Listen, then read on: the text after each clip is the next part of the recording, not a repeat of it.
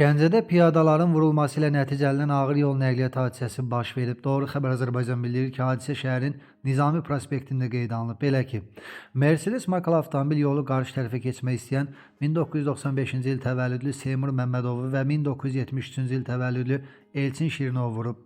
Hər iki şəxs xəstəxanalardan birinə yerləşdirilib, vəziyyətləri orta ağırdır. Faktla bağlı araşdırma aparılır. Bakı-Quba avtomobil yolunda ölümlə nəticələnən ağır qəza olub. Belə ki, Şakman markalı yük avtomobili ilə Azərbaycan Avtomobil Yolları Dövlət Agentliyinə məxsus Mitsubishi markalı avtomobillər toqquşub. Nəticədə Mitsubishinin sürücüsü aldığı xəsarətlərdən hadisə yerindəcə ölüb. Siyəzən rayonu Zarat kəndindən keçən hissəsində baş verən qəza zamanı 1981-ci il təvəllüdlü Masallı sakini Nəsib Zöhrəboğlu Tahirov iş başında olarkən iki yük maşının arasında qalıb. Ağır xəsarətlər almış Tahirov hadisə yerindəcə ölüb. Onun meyidi məhkəmə tibbi ekspertiza və patoloji anatomiya birliyinin yerli şöbəsinə yerləşdirilib. Gəncədə bıçaqlanma hadisəsi baş verib. Hadisə şəhərin Məhsəti qəsəbəsində qeydə alınıb. Belə ki, qəsəbə sakini 1982-ci il təvəllüdlü Rüstəm Həsənov bıçaqlanıb, o xəstəxanalardan birinə yerləşdirilib. Adı çəkilən şəxsə tibbi yardım göstərilib, vəziyyəti kafidir. Faktla bağlı polis əməkdaşları tərəfindən araşdırma işlərinə başlanılıb.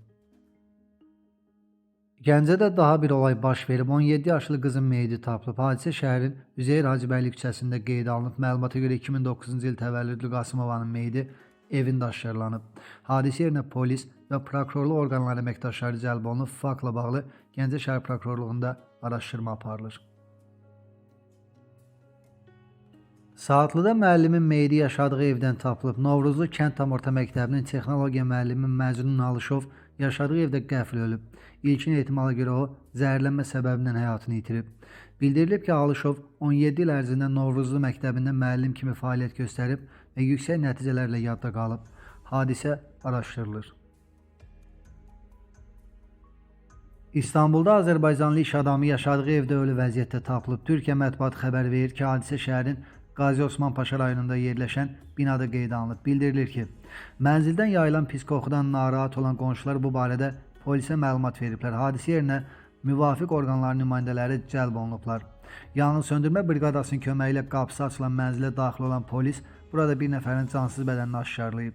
Tibb işçilərinin apardığı müayinədən sonra həmin şəxsin Azərbaycan vətəndaşı Rövşən Zeynalov olduğu müəyyənləşib.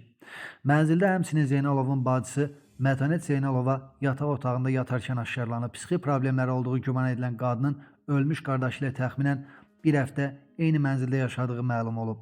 Evdə qan izlərinə də rast gəlinib. Dəqiq ölüm səbəbinin müəyyən edilməsi üçün Rövşən Zeynalovun cənazəsi məhkəmə tibbi qurumunun morquna aparılıb, faktla bağlı araşdırma başlanılıb. Unikalın məlumatına görə 1977-ci il təvəllüdlü Rövşən Zeynalovun nəşi ailəsinə təhvil verilib və bugün Azərbaycana gətiriləcək. Qeyd edək ki, Rövşən Zeynalov Türkiyədə ayaqqabı biznesi ilə məşğul idi. O, əslən Qubadlı rayonundandır.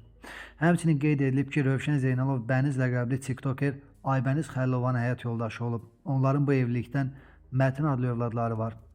Xatırladaq ki, sevgilisindən şantaj yolu ilə 1 milyon manata yaxın pul tələb etməkdə ittiham olunan tiktoker Aybəniz Xəllova bir neçə gün öncə 10 il 3 ay müddətinə azadlıqdan məhrum edilib.